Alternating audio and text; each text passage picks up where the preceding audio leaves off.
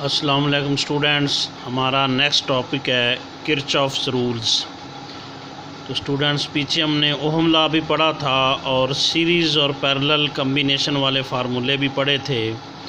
तो याद रखिए, इस तरह के सर्किट जिसमें मोर देन वन रसिस्टर्स लगे हुए हों और सिंगल वोल्टेज सोर्स लगा हुआ हो, सिंगल बैटरी लगी हुई हो, रसिस्टर सीरीज़ में भी लग सकते हैं, पैरेलल भी लग सकते हैं। इनको सॉल्व करने के लिए, इन सर्किट को एनालाइज करने के लिए, इनके करंट और वोल्टेज फाइंड आउट करने के लिए हम सीरीज़ और पैरेलल कम्बिनेशन वाले रूल्स लगाएंगे और साथ में ओहम्स लॉ भी यूज़ करेंगे। लेकिन कुछ सर्किट ऐसे होते हैं जिनमें एक से ज़्यादा वोल्टेज सोर्सेज लगे हुए होते हैं, उन्हें कम्प्लेक्स सर्किट्स कहते हैं।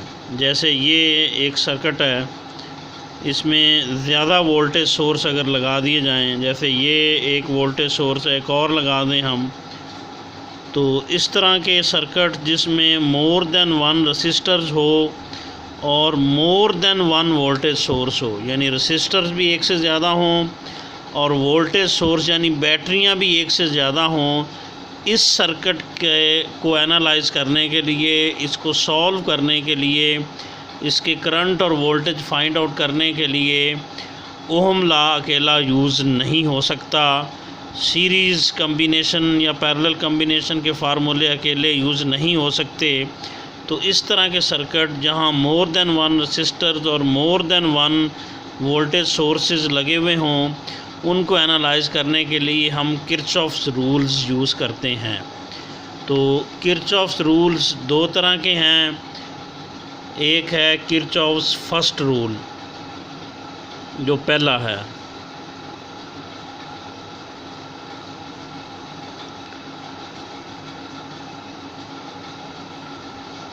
किरचॉफ फर्स्ट रूल को किरचॉफ्स करंट रूल भी कहते हैं, क्योंकि इसका ताल्लुक़ जो है वो करंट से है।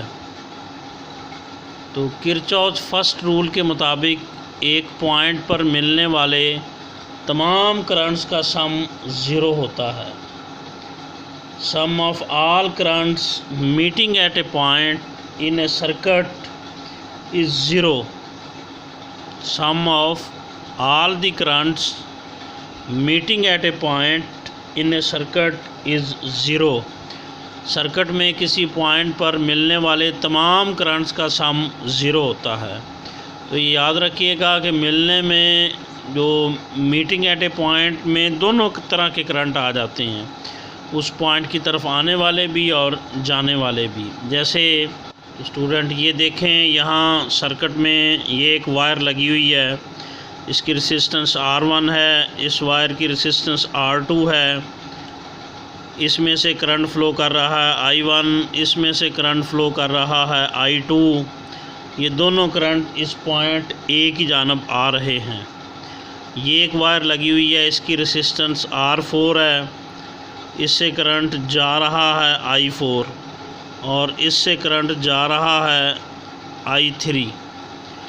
तो चार वायर्स एक पॉइंट A पर एक दूसरे से मिल रही हैं।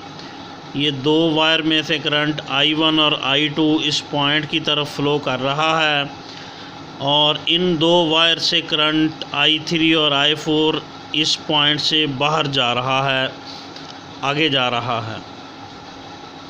तो किरचॉफ्स रूल के मुताबिक एक पॉइंट पर मिलने वाले तमाम करंट का सम जो है वो ज़ीरो होता है। This is the mathematical form of Kirchhoff's first rule, कि सर्किट के अंदर किसी पॉइंट पर मिलने वाले तमाम करंट्स का सम जो है वो ज़ीरो होगा, सिग्मा I ज़ीरो होगा। तो ये भी याद रखिएगा कि ये एक रूल है कि किसी पॉइंट की तरफ आने वाला करंट जो है वो पॉजिटिव लिया जाता है और उस पॉइंट से जाने वाला करंट जो है वो हम नेगेटिव तसव्वुर करते हैं। तो इस लिहाज से फ़िगर में I1 और I2 करंट इस पॉइंट की जानब आ रहे हैं, ये पॉजिटिव हैं। I3 और I4 करंट इस पॉइंट से जा रहे हैं, ये क्या हैं, नेगेटिव हैं। तो किरचॉफ फर्स्ट रूल के मुताबिक सिग्मा I ज़ीरो होगा, यानी पॉइंट A पर मिलने वाले तमाम करंट्स का सम ज़ीरो होगा। तो सम हम लिखेंगे, ये दोनों करंट, सम का मतलब सारे करंट ऐड कर दें। ये देखें I1 और I2 दोनों जो हैं वो पॉजिटिव होंगे। क्यों पॉजिटिव होंगे? क्योंकि ये दोनों करंट पॉइंट ए की तरफ आ रहे हैं और I3 इस पॉइंट से आगे जा रहा है, ये नेगेटिव होगा। I4 भी इस पॉइंट से आगे जा रहा है, ये भी क्या होगा? नेगेटिव। तो इन चारों का सम सिग्मा किसके इक्वल होगा? 0 के। ये है किरचॉफ्स फर्स्ट रूल कि एक पॉइंट पर मिलने वाले तमाम करंट्स का सम 0 होगा। तो दो करंट इस पॉइंट की जानब आ रहे हैं, I1 और I2, वो पॉजिटिव होंगे। दो करंट इस पॉइंट से जा रहे हैं, वो दोनों क्या होंगे? नेगेटिव होंगे।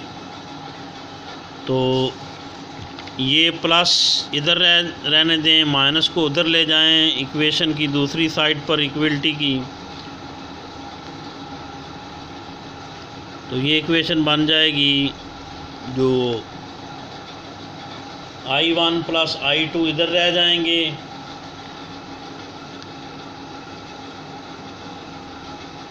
यूँ करके, और I3 और I4 जो हैं वो दूसरी साइड पे चले जाएंगे।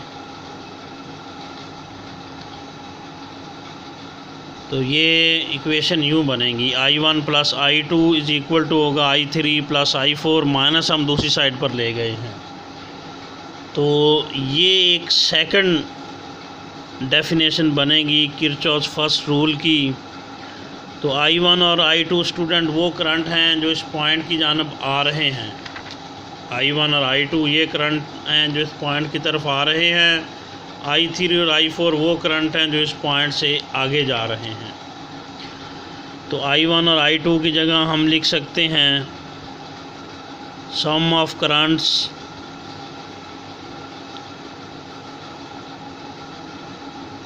Flowing towards a point A था, और I3 और I4 ये उन करंट्स का सम है जो पॉइंट ए से आगे जा रहा है। इसकी जगह हम लिख सकते हैं sum of currents flowing away from A, यानी पॉइंट ए की तरफ आने वाले करंट का सम I1 और I2 इक्वल होगा पॉइंट ए से जाने वाले करंट का सम I3 प्लस I4। तो यूँ भी हम डेफिनेशन कर सकते हैं किरचॉफ्स फर्स्ट रूल की कि sum of all the current flowing towards a point कोई भी हो सकता है, sum of all the current flowing towards a point is equal to sum of all the current flowing away from a point. एक point की तरफ आने वाले करंट का सम और उससे जाने वाले करंट का सम इक्वल होते हैं। तो हो सकता है कि ये 2 हो, ये 8 हो सकता है कि ये 4 हो, ये क्या हो 6 हो। बहरहाल इनका सम और इनका सम इक्वल होंगे, यानी पॉइंट की तरफ आने वाले करंट का सम और जाने वाले करंट का सम आपस में बराबर होगा। तो स्टूडेंट ये याद रखिएगा कि ये किरचॉफ्स फर्स्ट रूल असल में law of conservation of charge है। ये MCQs में भी पूछा जा सकता है। Kirchhoff's first rule is basically the law of conservation of charge.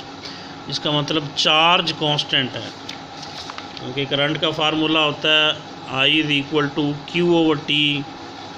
अगर एक पॉइंट की तरफ आने वाले करंट का सम और जाने वाले करंट का सम इक्वल है, तो इसका मतलब है कि एक पॉइंट की तरफ फ़्लो करने वाले चार्जेस का सम और उससे आगे फ़्लो करने वाले चार्जेस का सम आपस में बराबर होगा। यानी जितना चार्ज एक पॉइंट की तरफ आएगा उतना ही चार्ज उस पॉइंट से आगे जाएगा।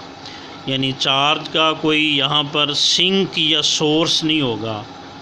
सिंक का मतलब जहाँ चार्ज कंज्यूम हो सके, सोर्स का मतलब जो कोई डिवाइस जो चार्ज जनरेट कर सके। यानी ना ही कोई नया चार्ज प्रोड्यूस होगा और ना ही पुराना ख़त्म होगा। जितना चार्ज इस पॉइंट की तरफ आएगा उतना चार्ज इस पॉइंट से आगे जाएगा।